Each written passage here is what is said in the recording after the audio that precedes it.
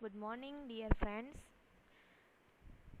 Semester 1ની શરૂઆત કરતાં પહેલાં ધોરણ 7ની ઇંગ્લિશની ટેક્સ્ટ બુક જે તમારા સ્ક્રીન ઉપર દેખાય છે, હવે તમે ધોરણ 6ની અંદરથી કોવિડ-19ના કારણે માસ પ્રમોશન મળ્યું હોવાથી તમે સ્ટાન્ડર્ડ 7માં આવી ગયા છો.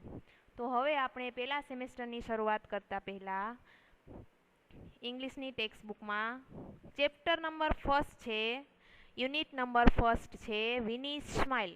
એટલે કે એક નાનો એવો તમારા જેવો છોકરો છે જે તમને પેજ નંબર 1 ઉપર નાની એવી પોએમ કયો તો પોએમ, રિસાઇટ કયો તો રિસાઇટ, નાની એવી એક વિનીની સ્ટોરી છે. તમારા જેવો બાળક છે જે તમને પિક્ચરની અંદર દેખાય છે. એમાં એક્ટિવિટી તમે ધોરણ 6ની અંદર પણ એક્ટિવિટીમાં ભણી ગયા, ધોરણ 7માં પણ એક્ટિવિટી આવે છે અને ધોરણ 8માં પણ એક્ટિવિટી બેઝ યુનિટ આવે છે. તો પહેલી એક્ટિવિટી છે let's recite with the teacher. ટીચરની સાથે આ પાઠ અથવા તો પોએમ તમારે ભણવાની છે. તો પહેલી એક્ટિવિટીનું નામ છે ધ લિટલ વન. લિટલનો મિનિંગ શું થાય? તો કે નાનું, તમારા જેવું ધોરણ 7માં જ ભણતું હશે. લિટલ નાનું, વન એક નાનું બાળક. તો જોઈએ આગળ. This is the bag. તમે આ ધીસ, ધોઝ, ધેર એવા તમે શબ્દો ધોરણ 6ની અંદર ભણી ગયા. અહીંયા ધીસનો મિનિંગ શું થાય છે? આ. ધીસ ઇઝ ધ બેગ એટલે કે આ બેગ છે. બેગનો મિનિંગ તમને ખ્યાલ છે. ધ લિટલ વન કોટ. જો બાળકો, અહીંયા બોટ આપેલું છે. બોટ એક ભૂતકાળનું V2નો રૂપ છે. પણ એ બોટ છે, તમે ક્રિયાપદો પણ શીખી ગયા કે આ એક V2 છે તો આ બોટ એટલે ખરીદ્યું. પણ એનું V1 તમે શું કરશો? તો કે બાય. બોટનું V1 શું થાય? મૂળ ક્રિયાપદ બાય. તો આખી એક લીટી વાંચીએ. This is the bag the little one bought. આ બેગ છે જે એક નાના બાળકે ખરીદ્યું છે. ખરીદ્યું છે શું કામ આવ્યું? તો કે V2 છે, બોટ છે, ભૂતકાળનું રૂપ છે એટલે કે ખરીદ્યું છે. પછી સેકન્ડ લીટી છે ધીસ ઇઝ ધ બટરફ્લાય. બટરફ્લાયનો મિનિંગ શું થાય? તો કે એક પતંગિયું જે તમે વારંવાર જોતા હશો. હવે તો મોન્સૂનની સિઝન આવી એટલે વારંવાર તમને બટરફ્લાય જોવા મળે. This is the butterfly. આ એક પતંગિયું છે. ધ લિટલ વન કોટ. અહીંયા જો બીજું V2 આવ્યું. ભૂતકાળનું બીજું રૂપ છે કોટ. કોટનું V1 શું થાય? તો કે કેચ. કેચ એટલે પકડવું અને કોટ એટલે પકડ્યું. તો એનું ગુજરાતી શું કરશો તમે? This is the butterfly. આ પતંગિયું છે. ધ લિટલ વન કોટ જે એક નાના બાળકે પકડ્યું છે. ફરીથી જોઈ લઈએ. This is the bag the little one bought. આ બેગ છે જે એક નાના બાળકે ખરીદી છે. પછી સેકન્ડ લાઈન છે this is the butterfly the little one caught. આ પતંગિયું છે જે એક નાના બાળકે પકડ્યું છે. સેકન્ડ લાઈન જોઈએ. સેકન્ડ લીટી શું કહેવા માંગે છે?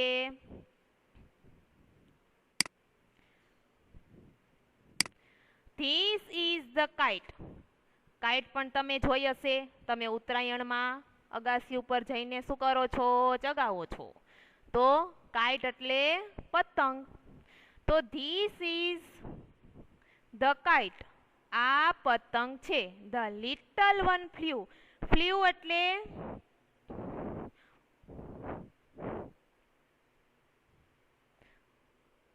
અહીંયા એક ધ લિટલ વન ફ્લ્યુ. અહીંયા પણ ભૂતકાળનું રૂપ આપેલું છે. આ ફ્લ્યુ શું છે? એક ભૂતકાળનું રૂપ છે. એનું મૂળ ક્રિયાપદ શું થાય? ફ્લાય. શું થાય? ફ્લાય.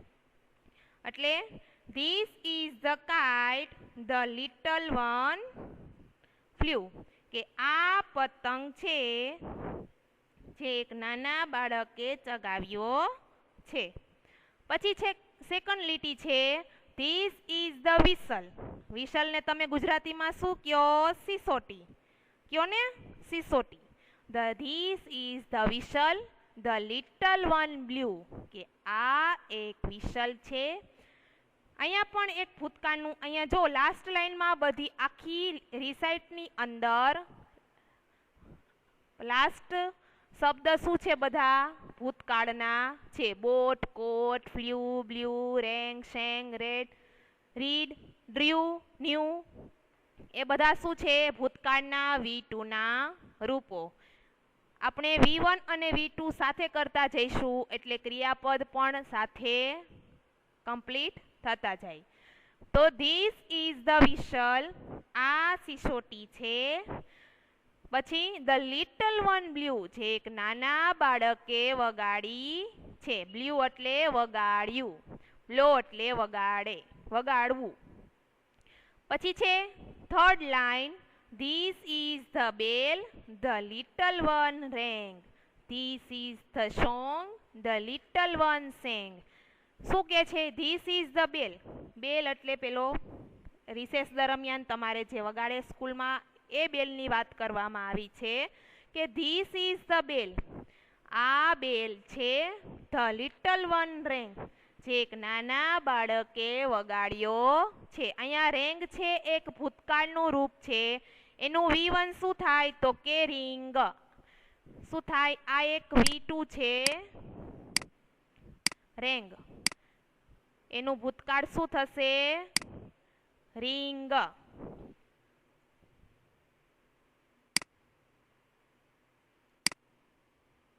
આ V2 છે એનું ભૂતકાળ અને એનું મૂળ ક્રિયાપદ થશે રિંગ. પછી નેક્સ્ટ લાઈન છે ધીસ ઇઝ ધ સોંગ, આ ગીત છે. ધ લિટલ વન સેંગ, અહીંયા પણ શું આવ્યું? V2 સેંગ, એનું મૂળ ક્રિયાપદ શું થાય? સિંગ.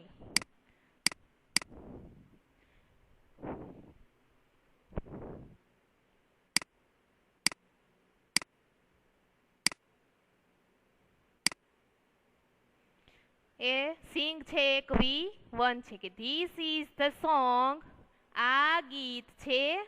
ધ લિટલ વન સેંગ, જે એક નાના બાળકે ગાયું છે.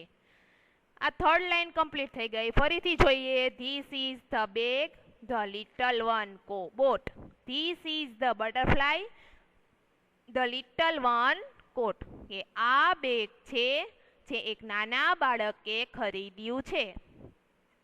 ધીસ ઇઝ બટરફ્લાય, આ પતંગિયું છે જે એક નાના બાળકે પકડ્યું છે. This is the kite the little one flew, આ એ પતંગ છે જે નાના બાળકે ચગાવ્યો છે. This is the whistle the little one blue, આ એ સિસોટી છે જે નાના બાળકે વગાડી છે. This is the bell the little one રેંગ, આ બેલ છે જે નાના બાળકે વગાડ્યો છે.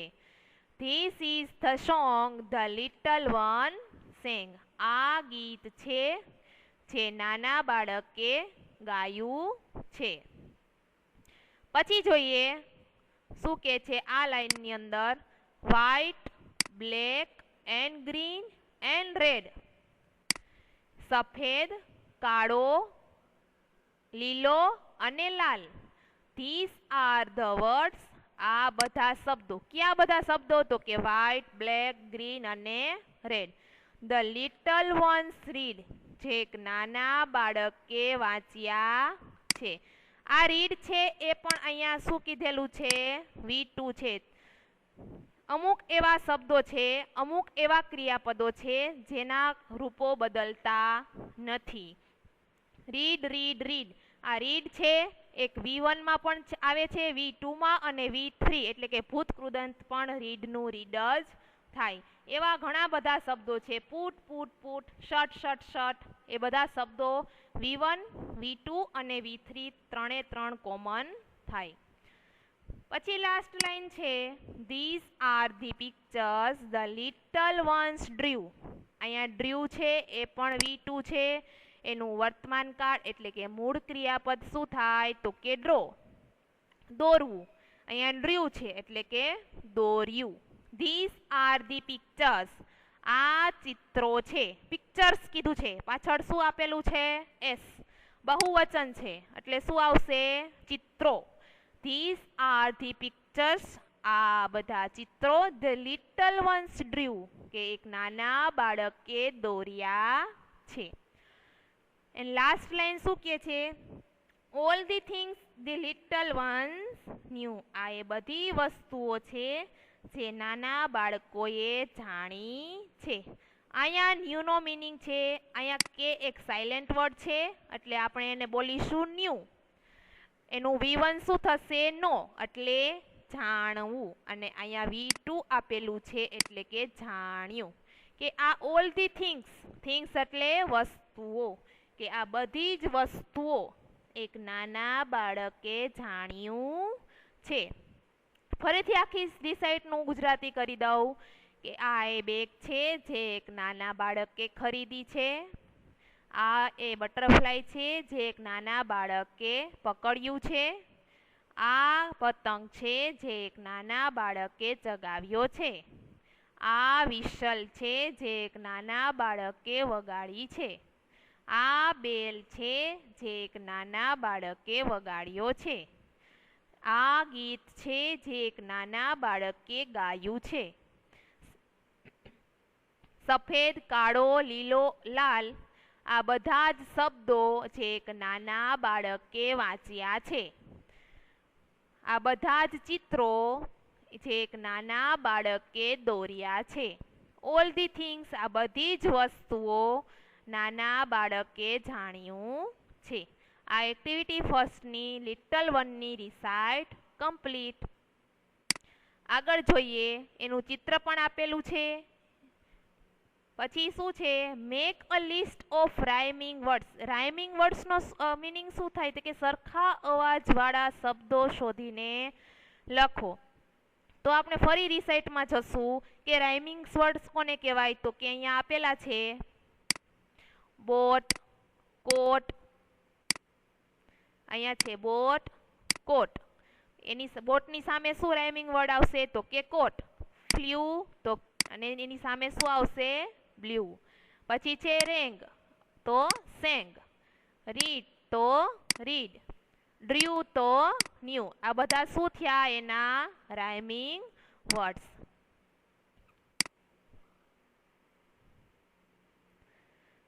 પછી છે એક્ટિવિટી 2 માં શું કહે છે કે નીચે આપેલા શબ્દો મોટેથી બોલો અને લખો.